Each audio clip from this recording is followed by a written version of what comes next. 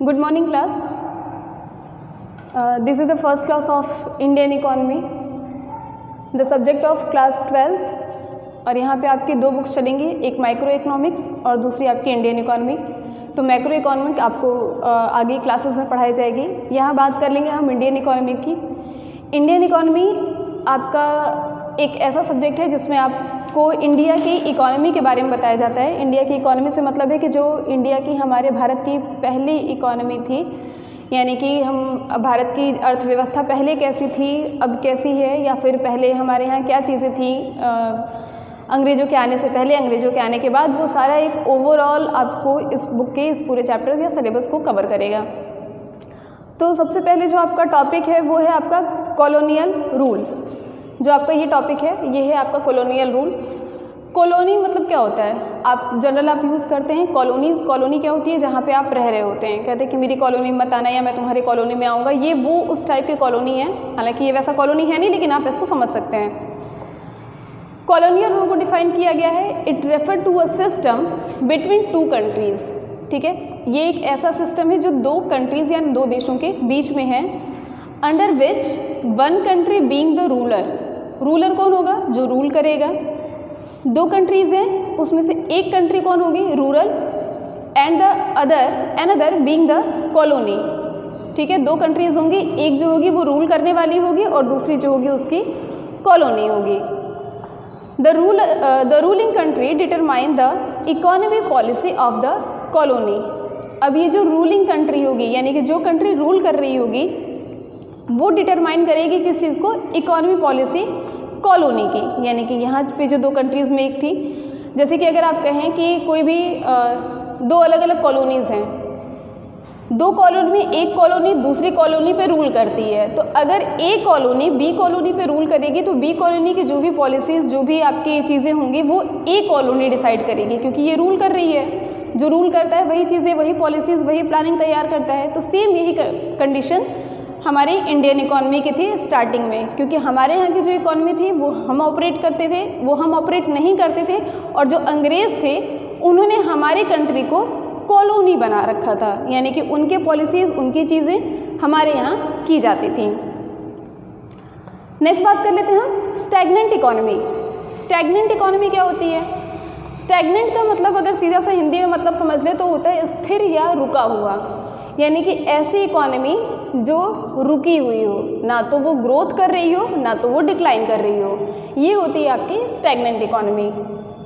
इसको डिफाइन किया गया है, it refer to the economy which stuck और very slow at its path of development. यानी कि ये एक ऐसी इकोनॉमी है विच स्टक मतलब होता है वहाँ पे रुक जाना, और वेरी स्लो या फिर बहुत धीरे, इतना मिनिमम उसका डेवलपमेंट होना जो कि ना के बराबर हो, and it's path of development, यानी कि विकास के रास्ते में या विकास की तरफ जो अग्रसर होते हैं वो बहुत धीरे या फिर बिल्कुल नहीं। इस तरीके की इकोनॉमी को कहते हैं स्टैग्नेंट इकोनॉमी। और हमारी इकोनॉमी बहुत टाइम के बाद ऐसे ही हो गई थी कि वो स्टैग्नेंट इकोनॉमी थी, रुकी हुई इकोनॉमी थी। तो अभी हमने बात की स्टैग्नेंट इकोनॉमी की। अब हम बात करते हैं प्री कॉलोनियल पीरियड या before colonial period. Before colonial period यानी कि अंग्रेज़ों के आने से पहले हमारे यहाँ की इकोनॉमी कैसी थी, क्योंकि जो भी चीज़ें बदली हैं हमारे यहाँ वो अंग्रेज़ों के आने के बाद बदली हैं। तो उसके पहले इंडिया की इकोनॉमी कैसी थी, या हम कैसे रहते थे, या हमारा इकोनॉमी का क्या सिस्टम था, वो सारी चीज़ें देख लेते हैं। तो कुछ पॉइंट्स हैं यहाँ पे। सबसे पहला है आपका agriculture is the main source of employment and living. आज भी कहा जाता है कि जो भारत है वो किसानों का देश है। हालांकि अब इंडस्ट्रियल सेक्टर में और बाकी के सेक्टर्स में हमने काफ़ी ग्रोथ कर लिया है, काफ़ी डेवलपमेंट हो गया है, लेकिन फिर भी अगर बाकी कंट्रीज़ के कंपेयर में बात की जाए तो इंडिया आज भी एग्रीकल्चर सेक्टर की वजह से ही जानी जाती है। तो प्री कॉलोनियल पीरियड यानी कि अंग्रेज़ों के आने के पहले से ये सेक्टर्स और भी ज़्यादा स्ट्रॉन्ग थे, और यही हमारा बेस जो कह सकते हैं काम करने का ज़रिए या कमाने रहने का यही ज़रिया था। तो लिखा है कि agriculture is the main source, जो खेती है वही हमारा मेन सोर्स थी किस चीज़ के लिए, ऑफ एम्प्लॉयमेंट यानी कि रोज़गार के लिए, एंड लिविंग और रहने जीने के लिए। यानी कि खेती से ही हम इनकम भी करते थे, खेती से ही हमारा रोज़गार भी होता था। कोई ऐसा घर नहीं था, जैसे कहते हैं ना कि हर घर में डॉक्टर और इंजीनियर, तो पहले जो हमारा था वो हर घर में एक किसान कह सकते हैं वो मिलता था। एम्प्लॉयमेंट हमारा प्योर हमारा एग्रीकल्चर सेक्टर ही जनरेट करता था। 85% अराउंड जो पॉपुलेशन थी वो आपकी एग्रीकल्चर सेक्टर में इन्वॉल्व थी। सेकंड बात कर लेते हैं, only those crops were growth that are use for self consumption and for village artisans. केवल उन्हीं फसलों को उगाया जाता था। जैसे ये नहीं कह सकते हैं कि अगर आप एग्रीकल्चर सेक्टर में तो आप हर एक चीज़ की खेती करते हो या हर एक चीज़ उगाते हो, केवल वही फसल उगाई जाती थी that are use for self consumption, जो खुद के खाने के लिए या खुद के यूज़ के लिए ज़रूरी होती थी। जैसे कि अगर आपको चावल दाल की ज़रूरत है तो आप चावल दाल उगाएंगे, अगर आपको केवल गेहूं की ज़रूरत है तो आप गेहूं उगाएंगे, अगर आपको कॉटन की ज़रूरत है तो आप कॉटन की खेती करेंगे, ठीक है, कपास की खेती करेंगे, अगर आपको कपास की ज़रूरत है तो केवल उन चीज़ों को उगाया जाता था जो आप सेल्फ कंज्यूम करते थे एंड फॉर विलेज आर्टिसंस, और उनके लिए भी आप करते थे जो बाकी विलेज के जो भी कलाकार या जो और अलग, जैसे कि कोई गांव में हो गया वो सूत की कोई चीज़ बना रहा है, कोई लकड़ी की कोई चीज़ बना रहा है, कोई खटिया बना रहा है, कोई खिड़की दरवाजे बना रहा है, तो अगर वो उन चीज़ों में है तो ऑब्वियसली चीज़ है कि वो एग्रीकल्चर में इन्वॉल्व नहीं है। तो एग्रीकल्चर का जो आप क्रॉप ग्रो होता था वो उनके लिए भी होता था जो बाकी की चीज़ों में इन्वॉल्व होते थे, यानी कि आप उनसे वो चीज़ें खरीद लेते थे, यानी कि वो चीज़ें एक्सचेंज कर लेते थे, खरीदने की तो बात ही नहीं थी, वो चीज़ें आप उनसे लेते थे और क्रॉप्स आप उनके लिए भी उगाते थे और उनको दे देते थे। नेक्स्ट पॉइंट आता है फेमस फॉर हैंडीक्राफ्ट इंडस्ट्री। ये तो आपको आज भी पता है कि जो भारत की जो हैंडीक्राफ्ट इंडस्ट्री है वो बहुत सारी चीज़ों में फेमस है। कालीन कह लीजिए या फिर जो बहुत सारी लकड़ी की चीज़ें बन के आती हैं क्राफ्ट की, वो सारी चीज़ें उसमें भारत बहुत ज़्यादा फेमस था, क्योंकि हमारे यहाँ जो भी बेसिक या जो भी रॉ मटेरियल्स थे वो बहुत अच्छे उगाए जाते थे, और रॉ मटेरियल से ही हम नई नई चीज़ों को बिना मशीन्स के, हमारे यहाँ इंडस्ट्रीज़ थी नहीं तो बिना मशीन के हम हाथ से ही चीज़ों को बनाते थे, तो ये हैंडीक्राफ्ट इंडस्ट्री के लिए बहुत ही ज़्यादा फेमस थी।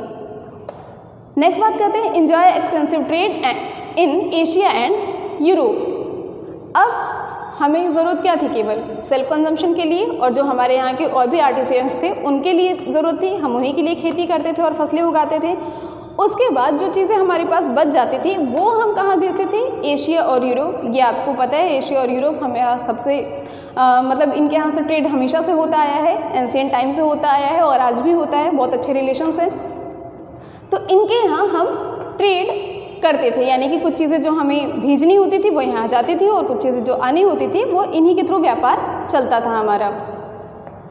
लास्ट होता है आपका independent, self relevant and prosperous economy, जहाँ पे पैसे की बात है ही नहीं, जहाँ पे आपको पता है कि आपको अगर चावल चाहिए तो पड़ोस के घर में मिल जाएगा, उनको अगर लकड़ी की खिड़की दरवाजे चाहिए तो वो आपके घर में मिल जाएंगे, चीज़ें एक्सचेंज अगर ईजिली हो रही है तो पैसे की ज़रूरत नहीं है, पैसे की ज़रूरत नहीं है तो टेंशन नहीं है। तो यहाँ पे कह सकते हैं इंडिपेंडेंट हुआ करते थे लोग, जिस चीज़ की ज़रूरत थी वो चीज़ें उगा लेते थे या फिर अरेंज कर लेते थे आसपास से।